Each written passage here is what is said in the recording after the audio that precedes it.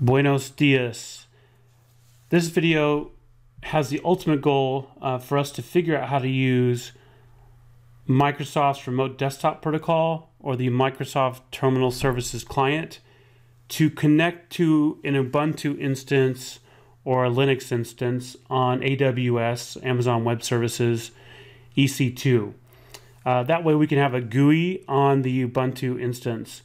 A lot of people complain that they don't like using the Linux instances on AWS because they can't connect to them with a GUI. So the steps we're going to use to accomplish that goal is, first off, we're going to start from scratch and configure a free tier Ubuntu instance on AWS. This is step one right here. If you did not know, you can have a free tier Linux and a free tier Windows instance both running simultaneously for 1 year when you first sign up for AWS EC2. So it's a pretty good deal, especially if you want to get familiar with Amazon Web Services, as well as maybe Ubuntu or Windows Server 2016, etc. So first off, we'll set that up. Then we'll connect to the instance using Secure Shell, which is port 22. That's the only port open by default. We'll use PuTTY for that. PuTTY is a Secure Shell client. Then we will, once we've secure shelled into Ubuntu, we'll use apt-get to install some options, and we'll make sure we have the GUI options enabled on Ubuntu. Then what we'll do is we'll configure PuTTY to tunnel our Microsoft Terminal Services Client or RDP traffic through the Secure Shell tunnel, and that will give us the remote GUI. So those are the steps we're going to do to accomplish this. So the first thing I'm going to do over here is start up a new instance. I'm going to click on Launch Instance, and this is the AWS EC2 console. We have a video that goes over how to set up this console if you haven't done it before. I'm going to select the Ubuntu server instance right here. Click on Select. The free tier is already selected. Click on Review and Launch, and Launch. I already have a key pair selected. Again, we go over how to generate this in a previous video. Click on Launch Instances, and these launch pretty quickly.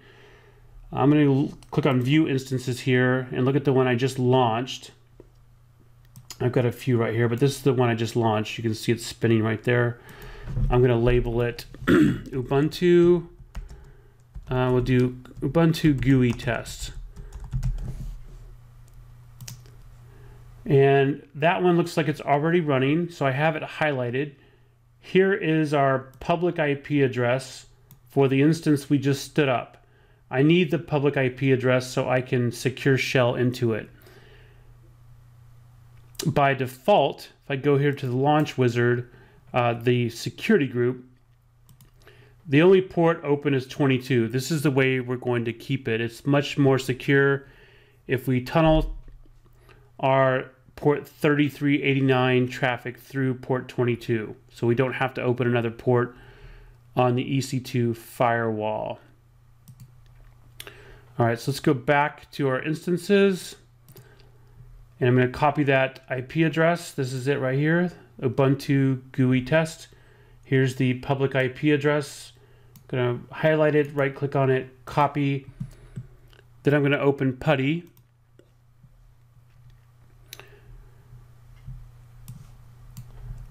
I'm going to do a Control V right here and paste the public IP address. You could use the DNS name if you wanted to as well. I'm going to change a couple settings here in PuTTY. First off, I like to get things set up, so I'm going to name this session as Ubuntu GUI test. I'm going to save it, so that right now will save the IP address and anything else I configure. I'm going to change the font size to be a little bit larger here. I'll make it 16 so you can read it. I'm going to change the colors to have the foreground. I'm going to make black, and then I'm going to make the background white. So we'll have a black on white background. It's a little bit easier to read than the white on black. All right, background needs to be white. Okay. I also have to configure the private key for this session. So if I click on Secure Shell here, I can click on Auth. Here is where you browse to select the private key. This is my private key right there. And that's all I'm going to select right now. But before I click on Connect, I'm going to go back here and save this again. So all the stuff I just configured is saved. Now I'm going to click on Open. I got this message right here, which is to be expected the first time you connect. Click on Yes.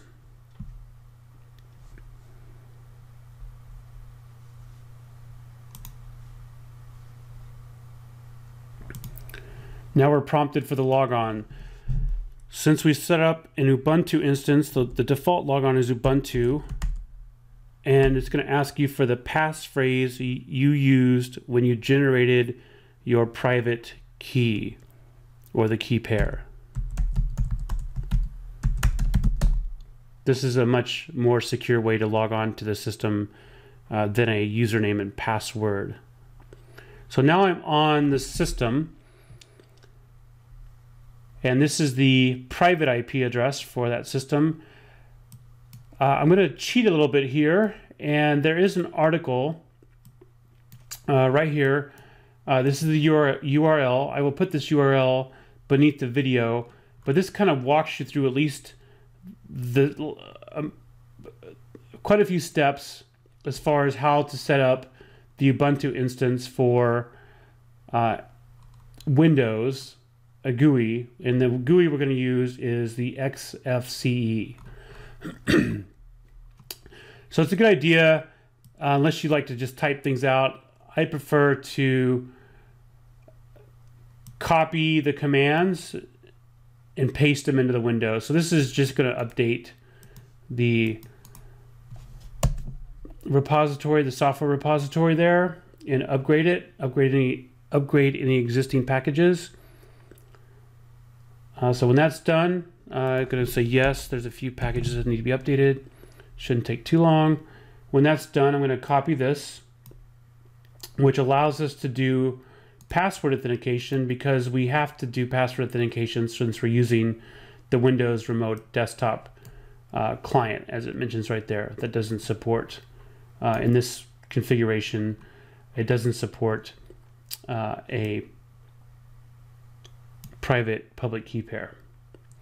So when this is done, I'm going to copy and paste this over there. 99%. Again, copy, right click, pasted. Okay, now I need to restart the SSH daemon. So copy this, paste.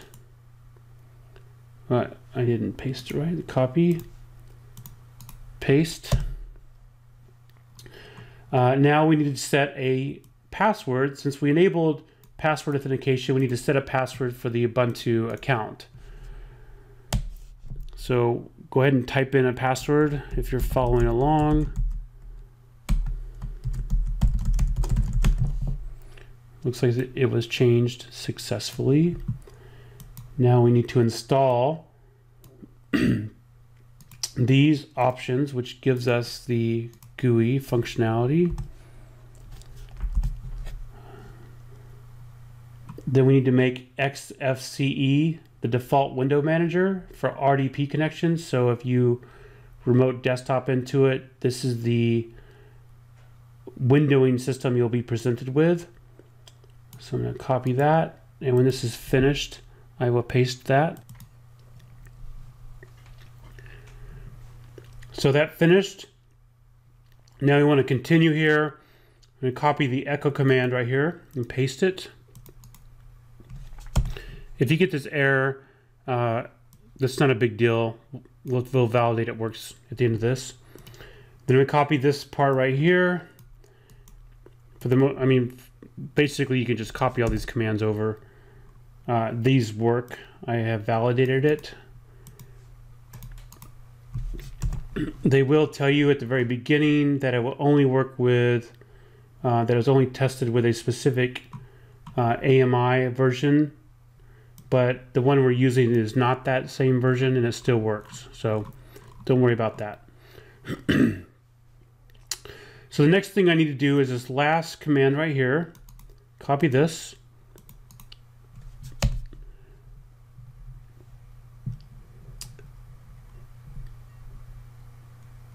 And it looks like it's configured. And the rest of this stuff here is somewhat applicable, but not entirely. So now I need to go to PuTTY. We need to change a couple things on PuTTY. So I'm going to go ahead and close this session. So just type in exit here. And sometimes this does not work unless we reboot the server. So I'm going to go ahead and reboot it, just to avoid having to do it again later. So it's rebooting. We lost our PuTTY session. So while that is rebooting, we're going to configure the tunnel in PuTTY. Remember, we want to use a tunnel so we don't have to set up an additional port for the Windows environment or the GUI environment through the EC2 firewall. We ultimately want everything to go through port 22 only, secure shell. And this is our inbound rule, port 22. There are other ways to do this. You can open up port 3389, but again, you're exposing yourself to, the more ports you open up, the more exposure you have to attacks, the larger your attack surface. So I'm gonna go ahead and load what we saved before. And what we're gonna do here in PuTTY is add a tunnel. So under secure shell here and tunnels, we're going to do a source port, and the whole purpose of this is if somebody connects to a specific port, it's going to forward that port to the destination. So the source port I'm going to use here is the source port. We can make this whatever we want to. I'm going to use let's just say 8888.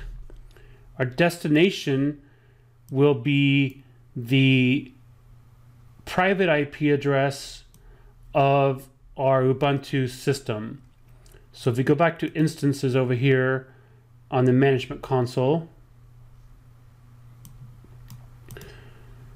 this is the Ubuntu one. If you scroll over here, here is the private IP address. I'm going to copy that. I'm going to paste that right here, and then I'm going to put :3389. What this does is if the local system sees any traffic destined to port 8888, it's going to forward it through the secure shell tunnel to this IP address on port 3389. So let's click on add. So local port 8888 goes to this IP address on the other end of the tunnel on port 3389. So let's go ahead and click on, scroll up here. I'm going to save this again.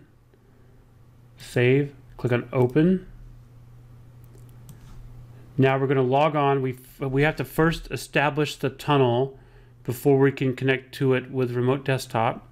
So again, to log on as Ubuntu with your passphrase. This is why it's more secure.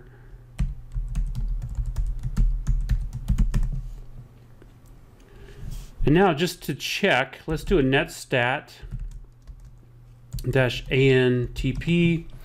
And you notice we are listening on port 3389. So this is where the tunnel is going to be established. This is what we set up earlier when we ran through these steps over here on Amazon. We set up this to listen on port 3389. That was not running before. So now that we have the tunnel established via secure shell, the next step is to use the terminal services client or remote desktop client right here. And we're going to connect to 127.0.0, or you could also type in localhost on port 8888. This is what I set up the tunnel. So now, since PuTTY is listening for local traffic on port 8888, if it sees the traffic, it's going to push it through the secure shell tunnel, the SSH tunnel, and it will connect to this IP address right here on port 3389. That's the way it should work. So let's validate it works that way. So I'm going to click on connect, initiating connection. We can go ahead and click on yes. So it looks like we've connected, or otherwise we wouldn't have gotten that message. Now we have XRDP. So this is where you put in the password for Ubuntu. Earlier when you were on the step over here where it asked you for, we created a password for Ubuntu. The password you typed in twice is the password over here. So Ubuntu with that password. The port can still be -1, that's fine. It tells us we connected on port 3350 right there. So now it looks like we've connected. We can use the default config, that's fine. If we look under applications, you see we're running XFCE. And you've got a GUI now on your Ubuntu instance on AWS EC2. You can do anything through the GUI, but you have to have the backend applications installed. In this case, this is looking for a web browser, but there's not one installed.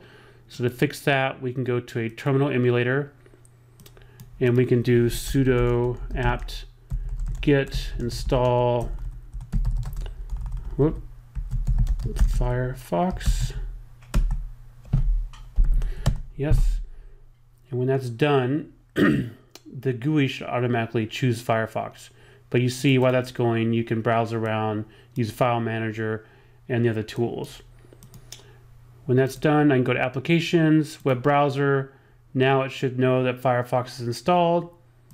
And you notice we have a web browser on our Ubuntu instance on EC2.